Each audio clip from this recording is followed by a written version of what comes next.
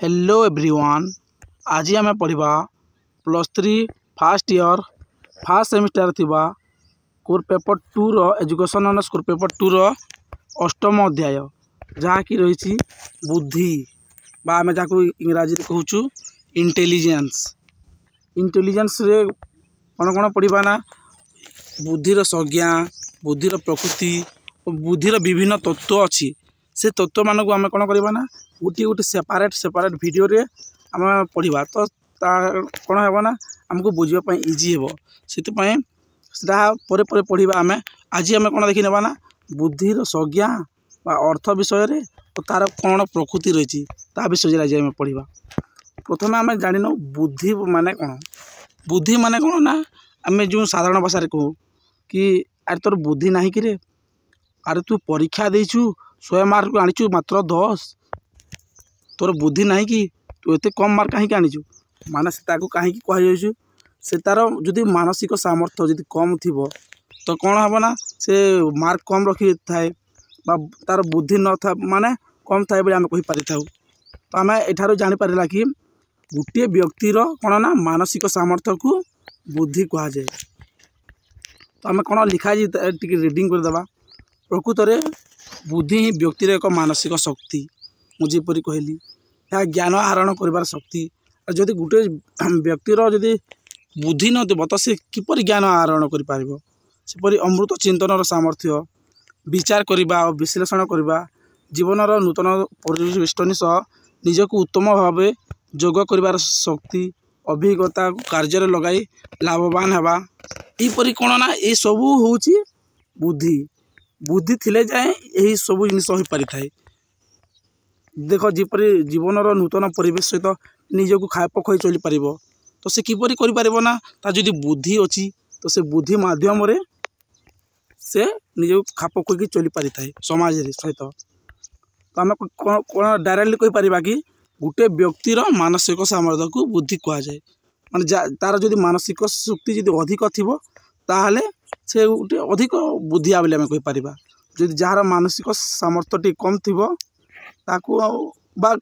मानसिक सामर्थ्य बिल्कुल तो नथिबो बोली आम कहीपरानी जार टी मानसिक सामर्थ्य कम थी ताकू आम अल्प बुद्धिया बोली कहीपर। तो यही बुद्धिर संज्ञा विषय क्यों क्यों मैंने कौन कहते आम टी देखीदे यहाँ एत इम्पोर्टेंट नुह मतलब टी देखीदे देख अभिधान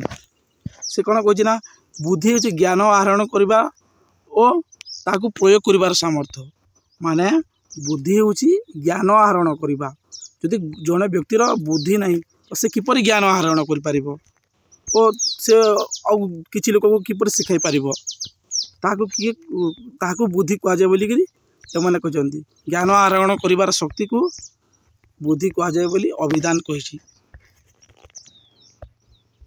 नेक्स्ट हूँ स्टर्न कहते बुद्धि हूँ एक साधारण सामर्थ्य जहाद्वारा मनुष्य नूतन आवश्यकता गुड़िक सहित सचेतन भाव में समझन करें माने गोटे व्यक्तिर जदि कौन तार जदि बुद्धि अच्छी तो से नूतन नूतन परिवेश सहित किपर खाप खई चली पारे समयोजन भाव में रही पारे क्यों मध्यम होता है ना ता बुद्धि मध्यम होता है। जड़े जदि व्यक्ति सहित जदि आम कौन कहीपर तार जदि बुद्धि ना तो से गोटे जदि नूतन जगह को जाऊँगी तो से लोक मान सहित जदि मार पीट जदि कर तो से किपर खाप खई चली पार तेणु यह हूँ समयोजन कर शक्ति को आम कौन कहूँ ना बुद्धि कहूँ या किए कहते ना स्टोन यहपरी भाव में बहुत किसी दे देख बोरिंग कौन कहते ना बुद्धि परीक्षार जहाँ परिमाप करा जाए ताहा ही बुद्धि माने आम जो परीक्षा करूँ गोटे आम शिक्षक कौन करती ना पढ़ाती पढ़े सारा पर कौन करते गोटे एग्जाम करती से एग्जाम आम जब अधिक मार्क आनिबा तो आम अधिक बुद्धिया बोली शिक्षक जानवे माने बोरिंग कौन कहते ना परीक्षार जहाँ परिमाप करा जाए और जो व्यक्ति अधिक मार्क आने से अल्प बुद्धि अधिक बुद्धिया बोली आम कहीपर था जी कम मार्क आने ताकू अल्प बुद्धिया बोली कही था। एपरी भाव में बहुत किसी देसी आम चलो नेक्स्ट पढ़ा तार बुद्धिर प्रकृति विषय। प्रथमे कौन रही ना प्रथमे रही प्रकृति बुद्धि हेउची ज्ञान आहरण करिवार सामर्थ्य। ମୁଁ ଯେମିତି କହିଲି ଦେଖ ଗୋଟିଏ ବ୍ୟକ୍ତିର ଯଦି ବୁଦ୍ଧି ନାହିଁ ତ ସେ କିପରି ଜ୍ଞାନ ଆହରଣ କରିବ ବା ସେ କାହିଁକି ଜ୍ଞାନ ଆହରଣ କରିବ। ଜଣଙ୍କର ଯଦି ବୁଦ୍ଧି ନାହିଁ ତ ସେ ପାଗଳ, ତ ସେ କାହିଁକି ଜ୍ଞାନ ଆହରଣ କରିପାରିବ ନାହିଁ। ଯାହା ଆମେ ପଢ଼ିବା ତାକୁ ସବୁ ବେକାର ହେଇଯିବ, ସେ କିଛି ଶିଖିପାରିବ ନାହିଁ। ଆମେ ତାହାକୁ ଯଦି ଶିଖେଇଲେ ମଧ୍ୟ ସେ ଶିଖିପାରିବ ନାହିଁ, କାହିଁକିନା ତା'ର ବୁଦ୍ଧି ନାହିଁ। ତା'ର ବୁଦ୍ଧି ଯଦି ଜଣଙ୍କର ବୁଦ୍ଧି ଅଛି ତ ସେ ନିଶ୍ଚୟ ଜ୍ଞାନ ଆହରଣ କରିବ, ତା'ର ସାମର୍ଥ୍ୟ ଅଛି। ନେକ୍ସଟ ଅଛି ବୁଦ୍ଧି ହିଁ ଅନୁଭୂତିରୁ ଶିକ୍ଷା ଲାଭ କରିବାର ସାମର୍ଥ୍ୟ। ମାନେ କ'ଣ ନା ଦେଖ, ଯଦି ଯେଉଁ ବ୍ୟକ୍ତିର ବୁଦ୍ଧି ଅଛି ସେ କ'ଣ ନା ନିଜ ଅନୁଭୂତି ବା ନିଜ ଏକ୍ସପିରିଏନ୍ସରୁ ସେ କ'ଣ କରିଥାଏ ନା ଶିକ୍ଷା ଲାଭ କରିଥାଏ। କିପରି ଦେଖ, ତୁମେ ଏଠାରେ ଯଦି ଡେଇଁକି ଯଦି ରାସ୍ତାରେ ଯାଉଛ, ତୁମେ ଯଦି ଝୁଣ୍ଟେଇ ହେଲ, ତୁମର ବୁଦ୍ଧି ଖଟାଇ କହିପାରିବ କି ନାଇଁ ମୁଁ ଡେଇଁ ଯାଉଥିଲି ବୋଲି ଏଠାରେ ଝୁଣ୍ଟେଇ ହେଲି ଓ ପଡ଼ିଗଲି। ମାନେ କ'ଣ ନା ତୁମେ ତାହା ଅନୁଭୂତି ବା ତୁମ ଏକ୍ସପିରିଏନ୍ସରୁ ଶିକ୍ଷା କଲ। କିପରି ଦେଖ, ତୁମର ବୁଦ୍ଧି ଅଛି ବୋଲି ତ ତୁମେ ସେ ନିଜ ଏକ୍ସପିରିଏନ୍ସ ଦ୍ୱାରା ଜ୍ଞାନ ଲାଭ କରିପାରିଲ ନା, ନହେଲେ କିପରି ଜ୍ଞାନ ଆହରଣ କରିଥାନ୍ତ। ସେଥିପାଇଁ ବୁଦ୍ଧି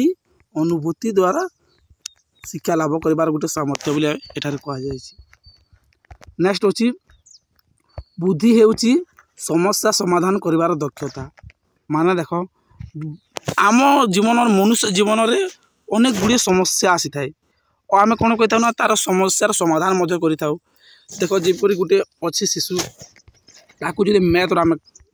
ଶିକ୍ଷକ କ'ଣ କରୁଛନ୍ତି ନା ତାକୁ କ୍ୱେଶ୍ଚନ୍ କରିବା ପାଇଁ ଦେଇଛନ୍ତି। ଫର୍ ଏକ୍ଜାମ୍ପଲ୍ ଦେଖ, ଶିକ୍ଷକ କ'ଣ କରିଛନ୍ତି ନା ତାକୁ ଗୋଟେ ମ୍ୟାଥର କ୍ୱେଶ୍ଚନ୍ ଦେଇଛନ୍ତି, ଯେପରି 5 + 5 = 10। ଯଦି ତାହାକୁ ଶିକ୍ଷକ କ'ଣ କରିବେ ନା ଶିକ୍ଷାର୍ଥୀକୁ ଯଦି ଶିଖାଇ ଦେଇଥିବେ କି 5 + 5 ହେଉଛି 10, ତ ଆଉ ଗୋଟେ କ୍ୱେଶ୍ଚନ୍ ଯଦି ଦେବେ 4 + 4 = ସେ ଶିକ୍ଷାର୍ଥୀ କ'ଣ କରିବ ନା ତା'ର ବୁଦ୍ଧି ଖଟାଇକି ଏହି ସମସ୍ୟାର ସମାଧାନ ମଧ୍ୟ କରିଦେବ। କିପରି ଯେମିତି ଆମର ସାର୍ କହିଥିଲେ, ସେ ଆଙ୍ଗୁଠି ଗଣିଦେବ, ନା ହେଲେ ଏଟାକୁ କ'ଣ କରିବ ନା ମିଶାଇ ଦେବ, ଏଠାକୁ ମିଶାଇ ଦେଲେ 10 ହେଉଛି, ଏ 4ରୁ 4କୁ ମିଶାଇ ଦେବେ 8 ହେଉଛି ବୋଲି ସେ କ'ଣ କରିବ ନା ତା'ର ବୁଦ୍ଧି ମାଧ୍ୟମରେ ତା'ର ସମସ୍ୟାର ସମାଧାନ କରିଦେଇଥିବ। ଏହାକୁ କୁହାଯାଏ ବୁଦ୍ଧି। ମାନେ ସେ ସମସ୍ୟାର ସମାଧାନ କରିବାର ସାମର୍ଥ୍ୟକୁ ମଧ୍ୟ ବୁଦ୍ଧି ବୋଲି କୁହାଯାଇଥାଏ। ନେକ୍ସଟ ଅଛି କ'ଣ ନା ବୁଦ୍ଧି ହିଁ ପରିବେଷ୍ଟନୀ ସହିତ ଖାପ ଖୁଆଇ ଚଳିବାର କ୍ଷମତା। ମାନେ କ'ଣ ନା ତୁମେ ଗୋଟେ ତୁମ ଘରେ ରହୁଛ, ତୁମେ ଯେତେବେଳେ କ'ଣ କରୁଛ ନା ପାଠ ପଢ଼ିବା ପାଇଁ ଗୋଟେ ଅନ୍ୟ ଗାଁକୁ ଯାଉଛ ବା ତୁମେ ଗୋଟେ ଚେମ୍ବରରେ ରହୁଛ, ତ ଚେମ୍ବରରେ ସେମାନେ କିପରି ଯେଉଁ ସାଙ୍ଗମାନଙ୍କ ସହିତ କିପରି ରହନ୍ତି ତୁମେ ଜାଣିନ, ତ ତୁମେ କ'ଣ କରିବ ନା ଯେତେବେଳେ ଯିବ ତାଙ୍କ ସହିତ ତୁମେ ମାରପିଟ୍ କରିବ, ତ ତୁମେ ତାଙ୍କ ସହିତ ଖାପ ଖୁଆଇ ଚଳିପାରିବ? ଆରେ ମୁଁ ତୁମକୁ ପଚାରୁଛି, ତୁମେ କ'ଣ ଖାପ ଖୁଆଇ ଚଳିପାରିବ? ଏହା ତ କେବେ ବି ସମ୍ଭବ ହୁଏ ନା। ସେଥିପାଇଁ କ'ଣ ନା ଦେଖ, ତୁମ ଯଦି ବୁଦ୍ଧି ଅଛି ତୁମେ ଯିବ ତ ସେମାନଙ୍କ ସହିତ ଭଲସେ ମିଳାମିଶା କରିବ, ତ କ'ଣ କରିବ ନା ଖାପ ଖୁଆଇକି ତୁମେ ଚଳିପାରିବ। କିନ୍ତୁ ତୁମେ ଯଦି ତା ସହିତ ଯଦି ମାଡ଼ପିଟ୍ କରିବ ତ କେବେ ବି ଏହା ସମ୍ଭବ ନୁହେଁ କି ତୁମେ ତାଙ୍କ ସହିତ ଖାପ ଖୁଆଇକି ଗୋଟେ ଭଲ ସମ୍ପର୍କ ରଖିପାରିବ ବୋଲି। ତେଣୁ ବୁଦ୍ଧି ହିଁ ପରିବେଷ୍ଟନୀ ସହିତ ଖାପ ଖୁଆଇ ଚଳିବାର ଗୋଟେ ସାମର୍ଥ୍ୟ ବା କ୍ଷମତା ବୋଲି କୁହାଯାଇଛି। ନେକ୍ସଟ ଅଛି ବୁଦ୍ଧି ହେଉଛି ସମ୍ପର୍କ ନିର୍ଣ୍ଣୟ କରିବାର ଦକ୍ଷତା। ମୁଁ ଯେପରି କହିଲି ଦେଖ, ତୁମେ ତୁମ ଘରକୁ ଗଲ, ଏଇ ଚେମ୍ବରରେ ଆଉ 2-3 ଜଣ ପିଲା ରହୁଛନ୍ତି, ତୁମେ ତାଙ୍କ ସହିତ ଯଦି ଭଲ ବ୍ୟବହାର, ତୁମର ବୁଦ୍ଧି ଅଛି ବୋଲି ତୁମେ ଯଦି ଭଲ ବ୍ୟବହାର ଦେଖାଇକି ତାଙ୍କ ସହିତ ଯଦି କଥାବାର୍ତ୍ତା ହେଲ, ତ କ'ଣ ହେବ ନା ତାଙ୍କ ସହିତ ଗୋଟେ ସମ୍ପର୍କ ସ୍ଥାପନ ହେବ। କିମ୍ବା ତୁମେ ଦେଖ ଗୋଟେ ବଡ଼ ଲୋକଙ୍କୁ ଯଦି ତୁମେ ସମ୍ମାନ ଦେବ, ତ ଲୋକ କ'ଣ କହିବେ ନା ନାଇଁ ଏହାର ବୁଦ୍ଧି ଅଛି ବୋଲି କହିବେ। ତ କ'ଣ ନା ସେ ସମ୍ପର୍କ ସ୍ଥାପନ କରିବେ ମଧ୍ୟ। ଯଦି ତୁମ ଗୋଟେ ଅଜଣା ବ୍ୟକ୍ତିଙ୍କ ସହିତ ଯେତେବେଳେ କଥା ହେବ, ତା ସହିତ ଯଦି ରାଗରେ ଯଦି କଥା ହେବ କିମ୍ବା ଖରାପ ଭାଷାରେ ଯଦି କଥା ହେବ, ତ ସେ ତୁମ ସହିତ ସମ୍ପର୍କ ରଖିବା ପାଇଁ ସେ ଚାହିଁବନି କେବେ ମଧ୍ୟ। ସେଥିପାଇଁ ତୁମର ଯଦି ବୁଦ୍ଧି ଅଛି ତୁମେ କ'ଣ କରିବ ନା ତା ସହିତ ଭଲସେ କଥା ହେବ, ତ କ'ଣ ହେବ ନା ଗୋଟେ ସମ୍ପର୍କ ମଧ୍ୟ ସ୍ଥାପନ କରି ହେଉଛି। ନେକ୍ସଟ ଅଛି, ଆମେ ଏତେ ଲେଖିବା ଦରକାର ନାହିଁ, କିନ୍ତୁ ମୁଁ କହିଦେଉଛି ଦେଖ, जोटा मेन मेन पॉइंट तापर एटा गोटे देखिदेवा बुद्धि ही सृजनशीलता आवश्यक दक्षता माने सृजनशीलता माने कौन ना जो आमर गोटे पर्सनाल एबिलिटी थाए सेटा देख जमी गोटे डांस जो गोटे भल गीत गाई पारुची बा भल गीत गाई पारुची तो आम जड़े आम कहीपर कि भल से गीत लिखुची सेटा कौन ना तार सृजनशील बा तार दक्षता अच्छी से गीत लिखबार तो सी कौन कौन तार जो बुद्धि थी तो क्यों पदरे क्यों पद देले से गीतटा अधिक सुंदर हे कि जड़े पेंटिंग करुच्ची तो से तार जो बुद्धि खटाइब कि क्यों जगार क्यों फोटोटा रखिले ये पेंटिंगटा सुंदर दिशब माने कौन ना यह सृजनशीलता दक्षता आवश्यकता हो माने देख यह तार दक्षता अच्छी कि सी गोटे कौन करे ना गीत लेखे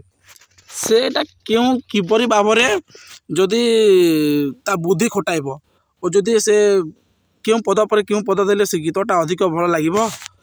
से जो देव तो से गीतटा बढ़िया बहुत भल लगे शुणापी ता क्यों मध्यम होची ना ता बुद्धि मध्यम होची तार जो बुद्धि भल बुद्धि लगाई जदि से करुची बोली तो यह होची ना से अच्छी बुद्धि वंश गुण और परिवेष्टनी द्वारा प्रभावित होता है